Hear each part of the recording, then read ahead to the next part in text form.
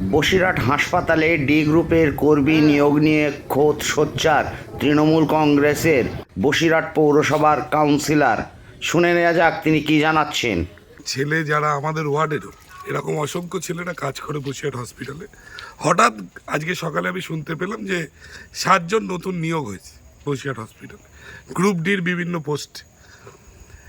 কিন্তু এই নিয়োগটা কিভাবে হলো, এই নিয়োগ সংক্রান্ত কোনো নির্দেশিকা বা কোনো খবরের কাগজে বিজ্ঞাপন এগুলো কিছুই আমরা পাইনি। মানে আমরা অ্যাজ এ জনপ্রতিনিধিও জানি না যে এই নিয়োগটা কীভাবে। এবং আমি চাই যে সারা রাজ্যে যেখানে একটা নিয়োগ দুর্নীতি নিয়ে প্রশ্ন হচ্ছে, সেখানে মমতা বন্দ্যোপাধ্যায় সঠিক এই জিনিসগুলোকে কিন্তু কোনোদিনও মানেননি। কিন্তু কিছু নেতার ইন্ধনে যখন এইগুলো হয়, সেটা সামগ্রিক দলের ক্ষতি হয়। কিছু নেতার ইন্ধন আছে, কিন্তু তারা কারা সেটা আমরাও অ্যাজ এ জনপ্রতিনিধি জানতে চাইছি যে এর পেছনে কারা আছে, কারণ আমরা জানতে পারছি না। আমাদের দলেরই হবে, কিন্তু আমরা এখনো কিন্তু কোনোভাবেই জানতে পারিনি যে তারা কারা। কিন্তু এই নিয়োগ ধরুন, সামনে লোকসভা ভোট, পৌরসভার কজন মানুষ, কটা বেকার ছেলেরা এখানে চাকরি পেল, পৌরসভার বুকে একটা হসপিটাল, এটা তো আমাদেরও জানার প্রশ্ন থাকতে পারে। মনে হয়েছে যে এই নিয়োগটা সম্পূর্ণ অস্বচ্ছভাবে হয়েছে।